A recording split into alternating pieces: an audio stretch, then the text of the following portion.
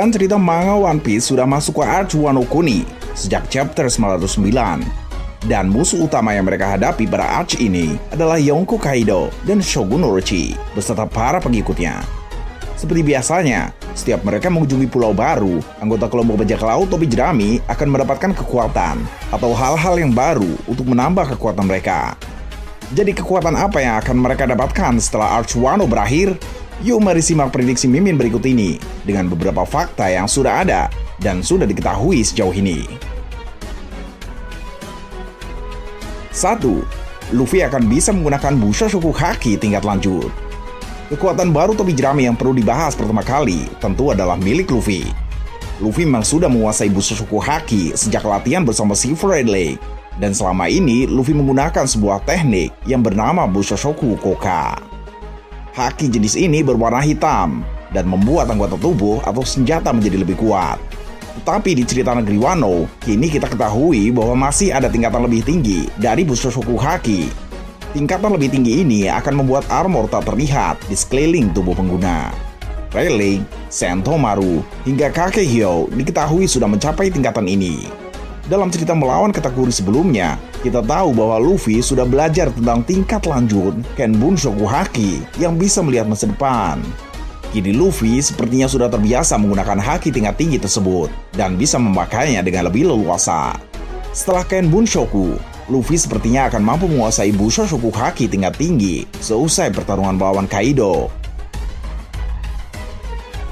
Artinya, tinggal Houshoku Haki tingkat tinggi jika ada yang masih belum dikuasai oleh Luffy. 2. Zoro mampu menguasai kekuatan pedang hitam. Kekuatan baru topi jerami berikutnya adalah milik Zoro, yaitu pedang hitam. Di dunia One Piece, ada pedang-pedang berwarna hitam yang disebut dengan Kokuto.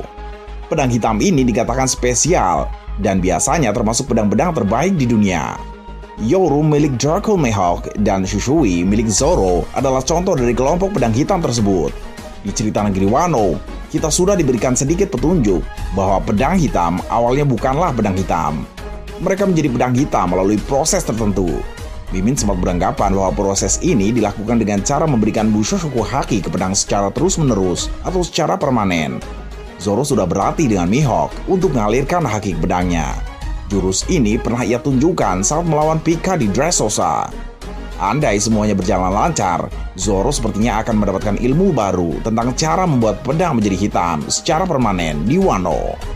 Apakah di akhir cerita Wano nanti, pedang Wado Ichimonji dan Sandai Kitetsu akan menjadi pedang hitam secara permanen? Mari kita lihat nanti. 3. Sanji makin kuat dengan Red Suit. Garma 66 membuat sebuah pakaian tempur yang didesain khusus untuk Sanji. Baju tempur ini membuat Sanji bisa berubah menjadi menggunakan setelan Garma dengan tulisan nomor 3 ala perubahan wujud Kamen Rider atau Power Rangers. Bentuk dan kekuatan setelan ini mirip seperti gambaran karakter Steel Black dalam cerita yang terkenal di North Blue dengan Garma 66 sebagai tokoh penjahatnya. Tapi berhubung Sanji tak suka dengan nama itu, ia lebih memilih menggunakan nama Osoba Max atau topeng soba. Kekuatan dari pakaian tempur ini antara lain sepatu dengan dorongan roket, kemampuan terbang, ketangguhan yang tinggi, dan kemampuan untuk melakukan mimikri sehingga membuatnya tak terlihat dengan mata telanjang. Besar kemungkinan Sanji akan tetap menggunakan teknologi Germa ini seusai Wano. Meski ada kemungkinan kostum yang jadi kekuatan baru topi jerami ini akan memiliki desain yang berbeda nantinya, Mimin yakin Sanji akan kembali mengenakan pakaian tempur impiannya tersebut. 4. Usopp bisa jadi Sogeking dengan Red Suit.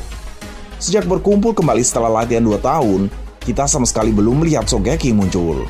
Usopp kini digambarkan sebagai karakter yang lebih berani, sehingga sosok Sogeking seakan tak diperlukan lagi. Meski begitu, Mimin yakin sosok Sogeking akan muncul lagi setelah pertarungan di negeri Wano berakhir. Mengingat Sanji sempat berpikiran untuk meminta Usopp mendesain ulang pakaian Red Suit Germa 66 miliknya. Mengetahui kebiasaan Usopp, ia tentu akan melihat lebih dekat teknologi ini dan membuat sesuatu yang baru dari hal tersebut. Setidaknya, Usopp mungkin akan memakai teknologi perubahan wujud milik Germa 66 untuk diaplikasikan ke kostum Sogeking miliknya nanti. Wow, nggak ngebayangkan bila Usopp dapat membuat Red Suit seperti milik Germa 66. Ya, walaupun nanti kekuatannya gak seberapa sih, tapi ini akan sangat berarti bagi Usopp. 5. Kombinasi kekuatan Nami dan Zeus.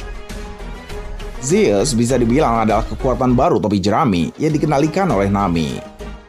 Nami sekarang mampu menggunakan Claim Attack untuk menyimpan Zeus di dalamnya.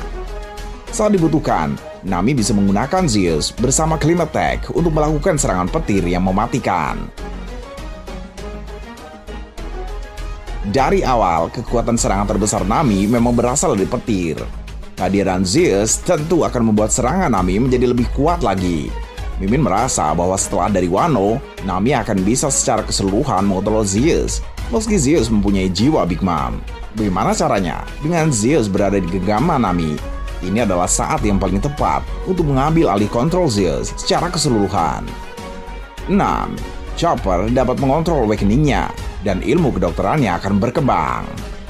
Sebagai satu-satunya pengguna Zoan, Chopper memiliki potensi untuk mendapatkan kekuatan baru topi jerami di Wano. Apalagi dengan kelompok bajak laut Kaido dipenuhi dengan para pengguna kekuatan Zoan, baik itu pengguna Zoan asli dari buah iblis atau pemakan Smile. Pertarungan melawan Kaido akan menjadi momen yang sangat pas bagi pengguna Zoan di kelompok topi jerami untuk mempelajari kekuatan mereka yang sesungguhnya. Ingat, tingkat kekuatan terbesar yang sudah ditunjukkan dari pengguna buah iblis adalah kekuatan di tingkat awakening. Sebagai makhluk terkuat di dunia, bukan hal aneh apabila Kaido menguasai hal itu. Begitu juga dengan Jack atau King yang sama-sama menggunakan kekuatan Zoan dan menjadi tangan kanan Kaido. Selain itu, ada teori tentang faktor keturunan yang digunakan untuk membuat Smile. Chopper kemungkinan akan bisa mengambil data-data yang diperlukan agar ia juga bisa mengembangkan kekuatan Zoan yang ia miliki, sekaligus mempelajari teori tentang awakening Zoan. Akan menarik melihat Chopper mampu mencapai tahap awakening lebih dulu daripada Luffy, bukan? Selain Chopper bisa menguasai awakening ilmu kedokternya, juga bisa meningkat karena di Arch Wano ini, Chopper akan diuji ilmu pengobatannya dalam menghadapi Queen Sang Wabah. Otomatis Chopper harus bisa menemukan antibodi yang bisa menangani penyakit wabah yang menular yang disebabkan senjata yang telah dibikin Queen. 7. Robin Red Poneglyph. Berbeda dengan yang lain, kekuatan baru topi jerami yang akan didapatkan oleh Robin kemungkinan berkaitan dengan Red Poneglyph. Robin dan kelompok topi jerami sudah mendapatkan 2 di antaranya. Satu yang berada di Pulau Zou, dan satu lagi berhasil mereka salin dari Red Poneglyph milik Big Mom. Kaido dikatakan memiliki satu lagi Red Poneglyph. Dengan batu ini menjadi tujuan utama Robin di cerita negeri Wano. Besar kemungkinan Robin akan mendapatkan batu ini atau salinannya usai mereka menumbangkan Kaido dan Shogun Orochi di Wano nanti. 8. Franky dapat membuat senjata batu laut. Franky adalah ahli senjata di kelompok topi jerami. Ia bahkan memiliki tembakan laser yang hanya dimiliki oleh pemerintah dunia lewat penelitian Vegapunk. Tetapi sayangnya, hingga saat ini Franky belum tampak bisa melawan para pengguna buah iblis, terutama Logia. Negeri Wano adalah tempat asal pengrajin batu laut, sebuah batuan yang bisa digunakan untuk melukai para pengguna buah iblis. Melihat hal itu, bukan tak mungkin Franky akan mencoba membuat sebuah senjata yang memiliki peluru dari batu laut di dalamnya.